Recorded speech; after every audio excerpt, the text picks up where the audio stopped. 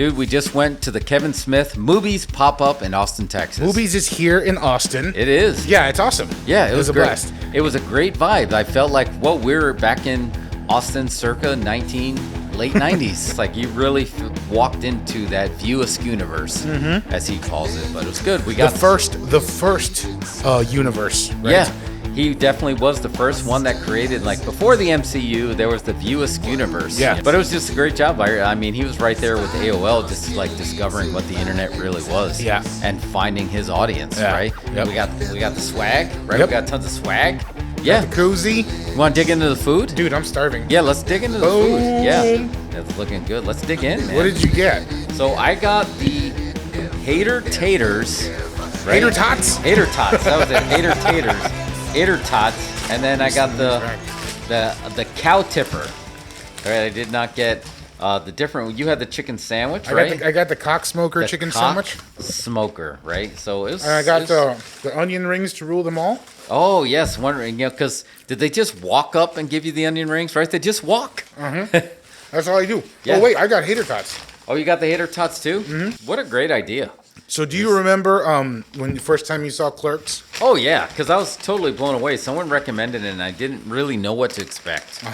Basically, a generation will be decided by like its film and its music. Right. And I didn't really know what the 90s was. And I feel like early 90s was the pivot to get away from what the 80s was.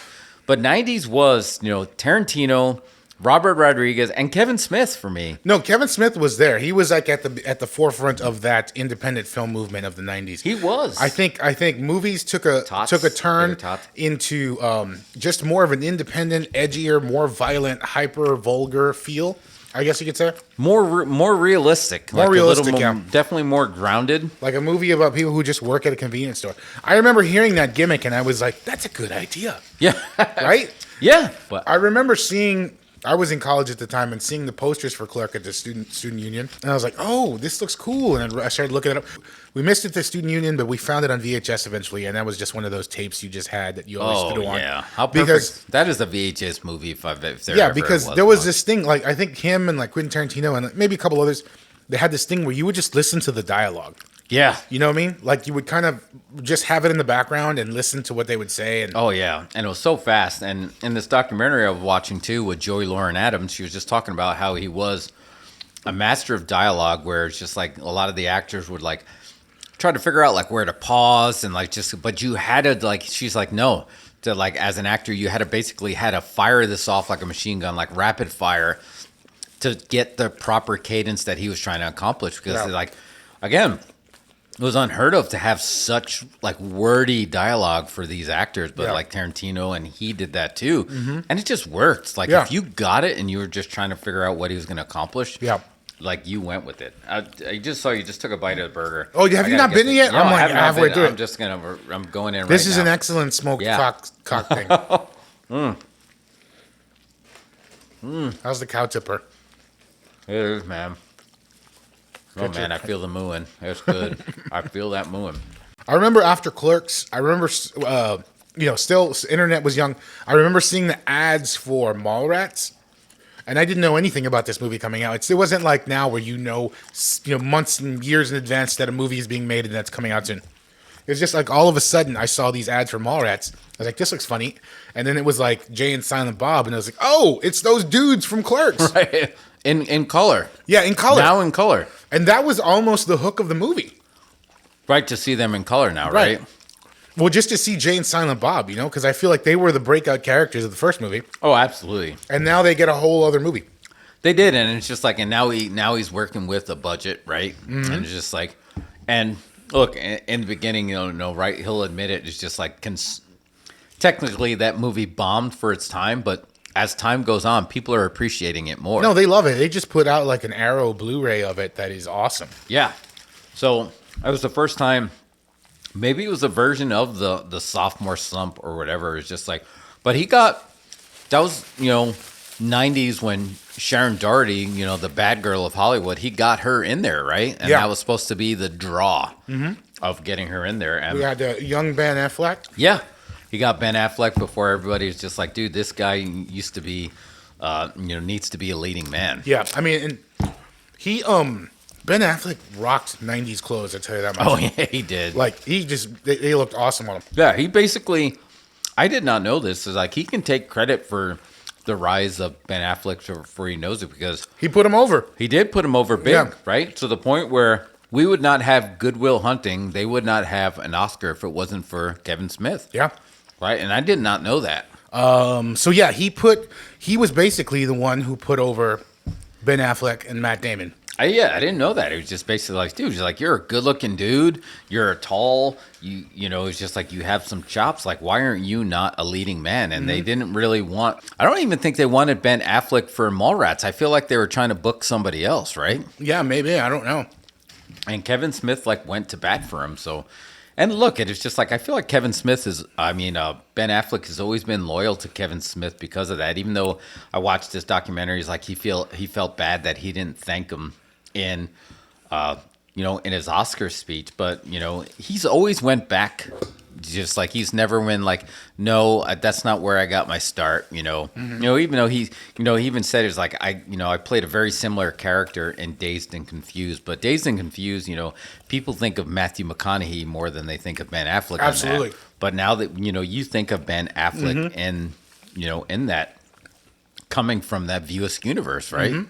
But he did hit that sophomore slump for, whatever. People weren't ready, or it was just like it wasn't as edgy as like Clerks was. Because Clerks stands up. Clerks definitely has that feeling, very similar to Pulp Fiction of the same movie of that period, where if you happen to be scrolling through and it's on, it's a very hard movie to turn off. Yeah. You're usually going to finish it. Yeah, and there was this thing around that time where, like, if I said to you, "Oh, it's a movie about people that work in a convenience store and it's in black and white," it's like that pitch was like common in the '90s. I mean, I think he was one of the originators of that, but it just would stick out to you and say, "Oh, I want to see that." Right? Exactly. Yeah. Or like people would have said, "I can make a movie on a credit card." Yeah. If it wasn't for him, right? So whatever, Mallrats didn't do too good, and I think the comeback was Chasing Amy, right? Even though it was on way less of a budget, it was a critical darling. Like it was over with the fans, and even though it got less of a budget, less of a theater, way less theaters that aired it, but people loved it, and I loved it too. Oh yeah. I mean, I thought it was great, and he brought, that was another one where he had to fight to get Ben Affleck in the main role, which is crazy when you think of that. It's just like, no, I kind of wrote this for thinking of. Was this was still pre Good Will Hunting? Yeah. Yeah, I believe so, or it was right around. Yeah, because I think it was, in Dogma is when they won their award. I believe so, but yeah, it's hard to believe that you would have to fight because Joey Lauren Adams and Ben Affleck are just like they were both in Mallrats, and he just kind of like he's very loyal to his universe of characters. Yeah. And maybe it's just because there's like, you as a director might be able to appreciate this. It's just like maybe there's a shorthand that makes it easier. Just like it's very advantageous to have these, performers that kind of understand your shorthand. Well, I think what it is a matter of trust, right? Yeah. If the actor trusts the director, they will do things that they're not sure about. Right. And if the director trusts the actor, he'll allow them to just act and not try to over-direct. You know what I mean? Yeah, that's just give them the freedom. That totally makes sense because, listeners, just like they said, Chris Rock in Dogma was the first time that they were kind of seeing Kevin Smith allow, some improv where everybody else was kind of trained like, oh, that's cool, but do it the way I did it because he had that vision in his head. Right. But, for Chasing Amy, it's just like, even though he still had that little bit of that Clerks flair in there, it was still a little bit more serious. It was a love story. Yeah. And if you think about it, it was very ahead of its time as far as like the LGBTQ community. It was just like he was the forefront of that. Yeah. And again, it's a premise that you pitch to someone and they're like, oh, I think I'd like to see that. Yeah. That sounds interesting. And you know how it's just like, I think a movie is over? He basically created something that could go in the dictionary with finger cuffs. It's like that. It's just like, I didn't know what finger cuffs was until Chasing Amy. And now if you ever say finger cuffs, maybe it's in Urban Dictionary, but it came from the mind of Kevin Smith. Yeah. And that's when you've gotten over. But He had Jason Lee in it. He had his regular characters, but I thought it was a great film. Mm-hmm. You know, just really good. And then What came after that? Dogma? Dogma was after that, and that was his most controversial film, right? Yeah, I like it's that just clip where he's out there protesting with the people protesting. Yeah, this he's movie. protesting with Have the you seen that? protesters, right? Yeah, I did see Yeah. that. Well, I remember seeing that in the theaters. And like, he grew up Catholic, right? He grew up in Jersey, he grew up Catholic, and he was very confused by it because when you go see the film, it's not anti-Catholic. It's really not. No. It might be anti-dogma. Yeah. Just like he might call out some of the BS that's part of the worship, but it wasn't anti-God No, by he any just stretch of the he imagination. just uses a lot of biblical terminology, history, whatever, really accurately. But then he parodies it almost, you know. Oh, yeah. I mean, Buddy Jesus was fantastic. But Buddy it's just like, Jesus. basically, it's just like now, right? The whole world runs on marketing. But back then, it's like we need Catholicism. Wow. Yeah. You know, it's like we need to make it more exciting. And then ironically, that was only like 3 years ago when SNL kind of had this a way of just like Catholicism trying to catch up. So they had a kind of commercial that like Girls Gone Wild, but the religious version of just like, we got shots and we have, it's just like, but that was like, I mean, that was 2019. Yeah. But he was doing this, you know, early 2000, late 90s. It Yeah. was just like putting a spin on that. But I didn't think it was any anti-religion. Now, granted, it's just like if you listen to George Carlin, you know, which he got in there, he's like you know, it's the job of the artists and the comedians to like cross that line and drag people across that line, and not in a disparaging way, but more in a controversial way that's going to get people to start thinking about what you're accepting as your truth, right? And you know, George Carlin is just like, if you look at him, listen to him now, he's almost like any kind of like hardcore scientist. Like, I'd like to see George Carlin sit down with Machio Kaku and talk about like or Neil deGrasse Tyson and just talk about the universe, because I think his early comedy could stand up to that. Yeah. But so to have him in there as, you know, that religious figure that's trying to basically rethink religion, it was good. But I remember seeing it in theater. I remember seeing some picketers there, and it actually made the film seem more exciting. Yeah. Right? Yeah. I don't know. Do you remember did you go see it in the theaters? I saw it in the theaters. I don't remember seeing picketers anywhere like in where I was, but I did remember my grandparents got a letter about it. There was a thing, because I don't know if this was everywhere, but at least in their area, the churches would send out letters about movies that people shouldn't watch. Oh, to not watch? To not watch because they were sacrilegious. I remember getting one about Terminator 2. She got one back in the day that we shouldn't watch it because of time travel and whatnot. But yeah, no, that's not the Judgment Day that we're preparing for. yeah, that's exactly what it was, because of Judgment Day, because they call it Judgment Day. Wow. I can't remember. I don't know if Dogma did well at the box office or not. It did. It did, and it ended up that anti-campaign was a little bit pro-campaign, Yeah, and it did really well because, you know, Clerk obviously was super successful, made like $25K, and then, you know, obviously made a ton on that budget, and then Mallrats didn't make as much, but then Chasing Amy did well too because it was on a very limited budget, limited release, and it made money. And I believe Dogma did make money. Mm-hmm. Yeah. I don't know how much it made, but I know that it's hard to find to watch anywhere. And that DVD is like $60 on eBay.